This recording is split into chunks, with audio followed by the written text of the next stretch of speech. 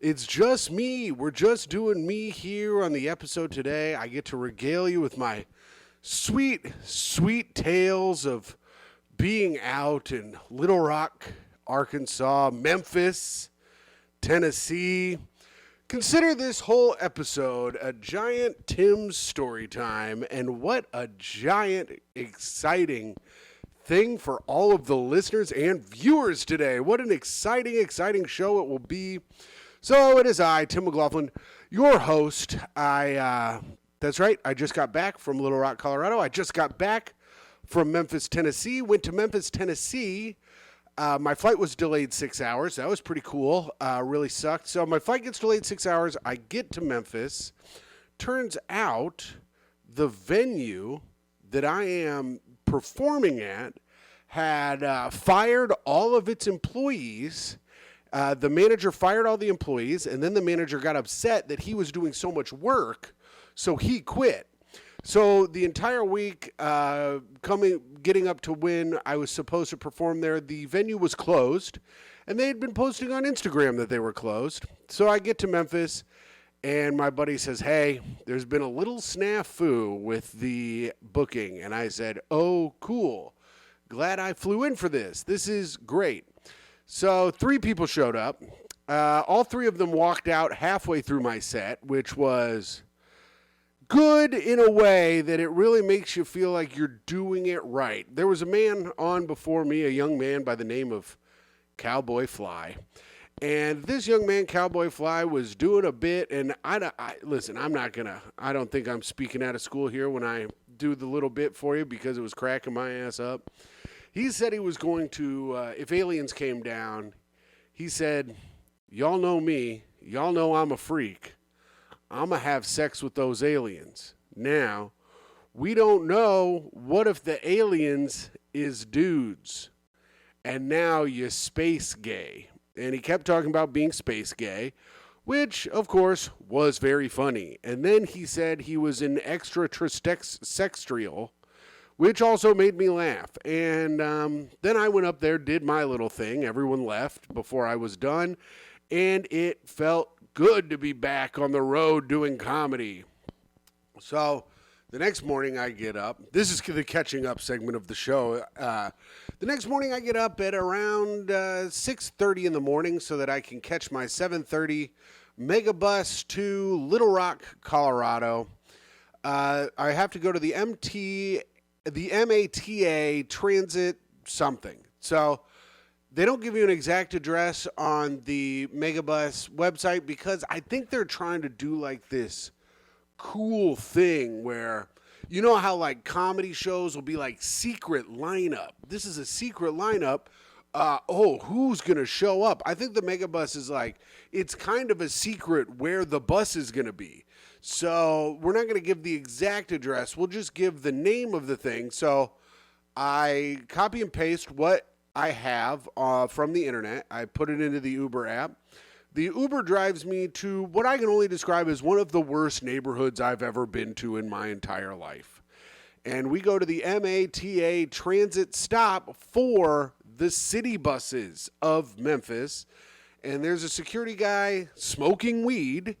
And I say to him, "Hey, man, is this where the Megabus is?" He goes, "Nah, dog, that's way down the road." So I had to sprint and grab my Uber before it got out of the way. And my Uber driver was this nice black lady. She was so nice. And she goes, "When we get there, I'm going to make sure that I get you where you need to go. Like I'm an 8-year-old child," which I already had fucked up. So she was right to do it. So we get into the whatchamacallit, the bus station, the Greyhound bus station. Jesus Christ. We get into the Greyhound bus station. The lady's like basically holding my hand up to the customer service desk. She goes, "Hey, y'all, where is the Megabus?" And a guy goes, "Down over there." And she goes, "There you go, baby. Have a nice trip." And I was like, "Oh, this is nice." It was a nice little thing. I felt like I was carrying my little lunch up to the Megabus. So I get to the Megabus. Talk to the Megabus. I say, "Hey," because it's a coach bus. Normally the Megabus is like a double-decker bus, but this was just a regular bus. And I talk to the guy. I say, "Hey, is this a Megabus to Little Rock?" And I didn't hear what he said. He said, let me see your ticket. But I didn't really hear him. So I said, what? And he goes, what? Let me see your ticket. And I go, okay, damn, Jesus Christ. But it was the right ticket. I get on the bus, and we get to Little Rock without incident.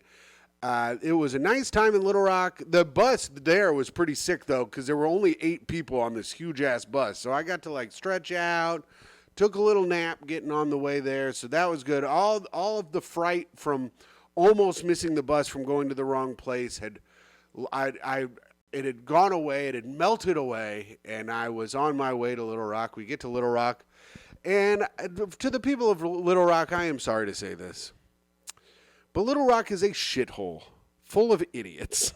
It might be one of the dumbest places I've ever performed in my entire life. It is wild how stupid these audiences are. And audiences of all ages, each person more stupid than the last. You have to hit them with joke, or they do not pay a single bit of attention to what you're saying. You have to have joke on joke on joke. If you're telling a story, baby, they ain't listening. They don't care about your little story. They don't care at all. They're like, give me the jokes. Give me them jokes, motherfucker. That's what I'm here for.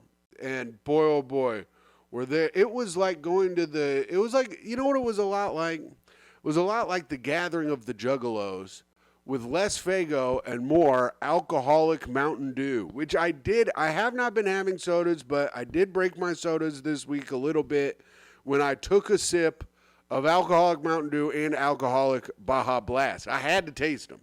And they were, I got to be honest with you, very, very good. They were very, very good. I enjoyed them immensely, and I loved it. I loved every second of my alcoholic Mountain Dew and my alcoholic Baja Blast. But we had a nice time in Memphis, Tom and I. Tom Takar absolutely fucked up. The man fucked up. He left so much money on the table. All he had was smalls, larges, and extra larges when it came to t-shirts. If he would have had double XL or triple XLs, my man would have cleaned up. These people are not small. A woman did call him fat phobic for not having double XL shirts. Now, these people were big. They were big and they were dumb. I feel like they ate as much as they did not know. And it was wild. It's a wild town, and it looked crazy because a tornado had just went through it and ripped everything up.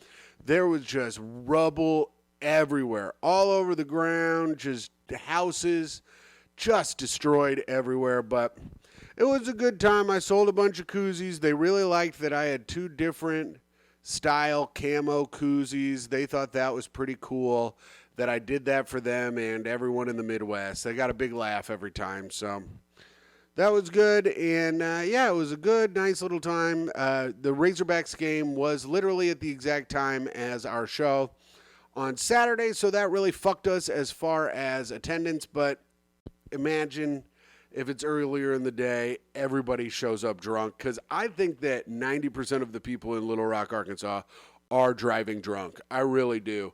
These people would leave the club fucked up. I mean, fucked up.